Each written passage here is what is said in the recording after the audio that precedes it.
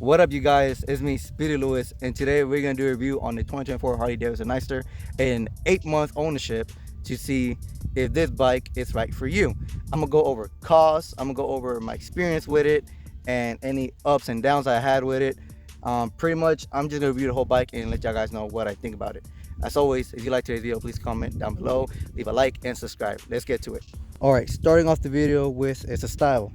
The style on this bike is considered a Sportster, and in my opinion, I love the way how Harley Davidson did the job with the style on this bike. I mean, it literally looks nice, but you can also get in different colors. You get it in gray, red, orange, and as a special you can also get it in something called Venom green. But as you can see, I got mine in black. I feel it suits it really well. All black as a nightster. I mean, the name and the color suits this bike. One thing I really don't like about this bike, and as you can see they kind of stick out a lot, are the mirrors. I'm not a big fan of the round mirrors. As you can see, it just makes the bike look a little bit khaki in my opinion for a Sportster. Some people hate it, some people love it. In my opinion, I feel like Harley Davidson could have made them a little bit horizontal, but hey, I mean, it gets the job done.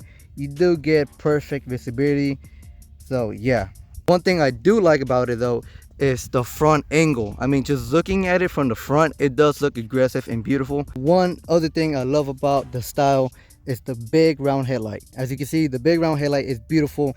It's literally iconic. It makes the bike look nice and aggressive, but there is a downside.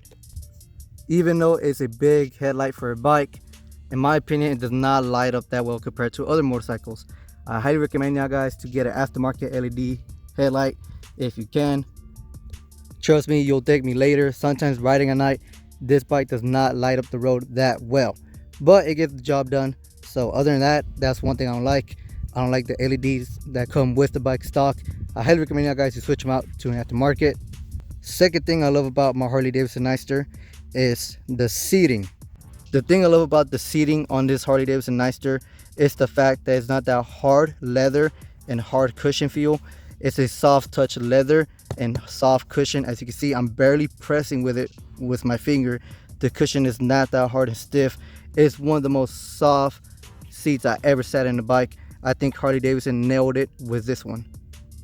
Now, one thing I kind of don't like about this bike is the fact that the fuel tank is not here. It's actually down the seat. So your fuel tank is located right down here, the seat, right underneath the seat right here. That is not fuel tank. Your fuel tank is literally right here. You just put the key right there, twist it, pop the seat open. As you can see, let me show y'all guys what I mean. You just pop the key inside the keyhole right here, twist it,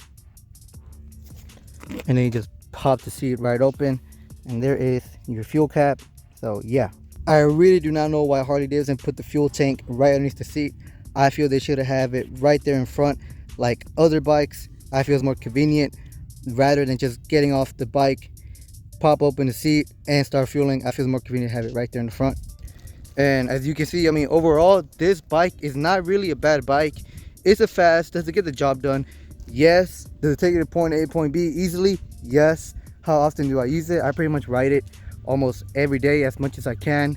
How much do I fuel up? It literally costs $6 premium to fill up the whole tank.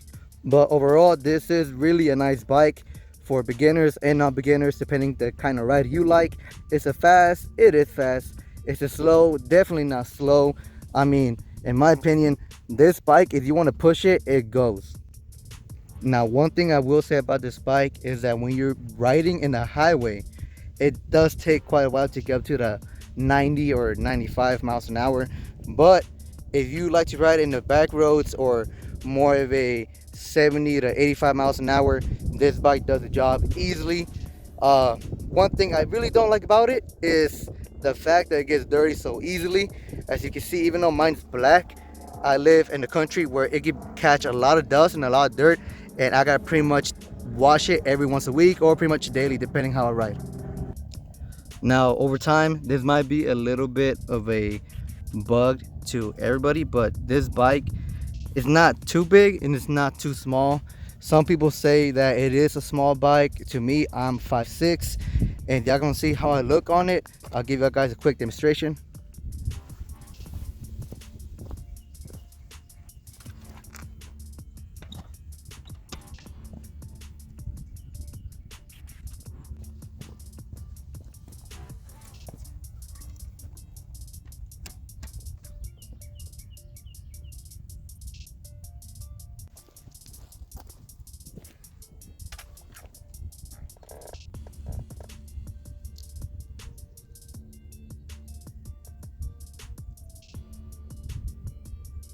Now that's pretty much it for the style. Now let's talk about maintenance. And one thing I will say though is this bike can get expensive sometimes.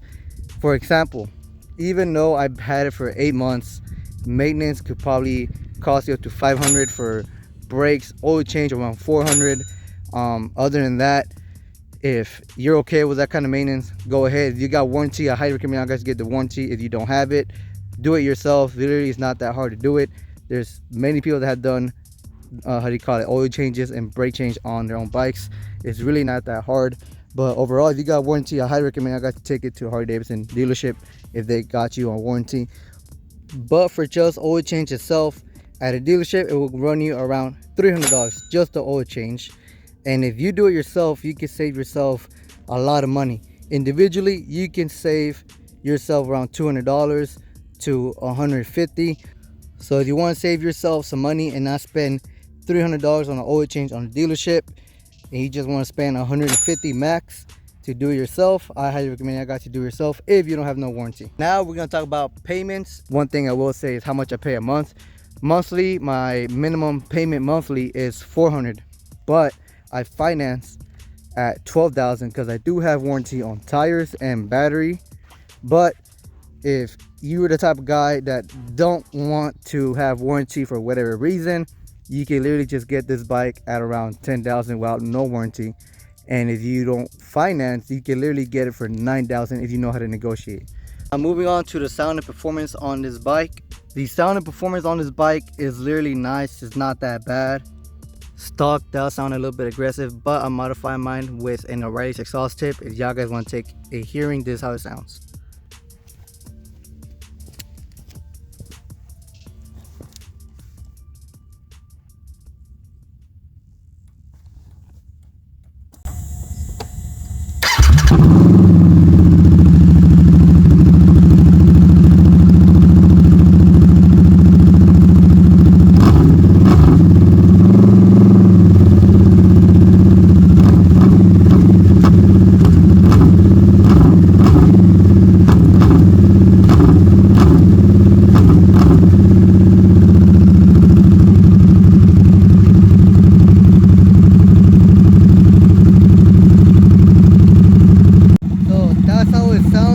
With the O'Reilly exhaust tip. If you haven't checked out that video, link down below the description. So yeah, that's pretty much it.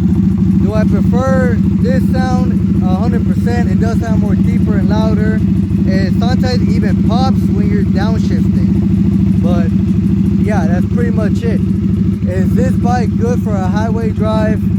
To be honest, yes, it's pretty good on highway, from miles to 85 miles an hour to 75 miles an hour.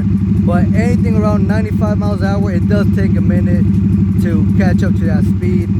But it's a perfect bike for cruising in the back roads or country roads. So that's pretty much it for today's video. Do I highly recommend you guys to get one? 100%. It's a good starter bike. Yes, it is. It's a fast, 100% fast, definitely not slow.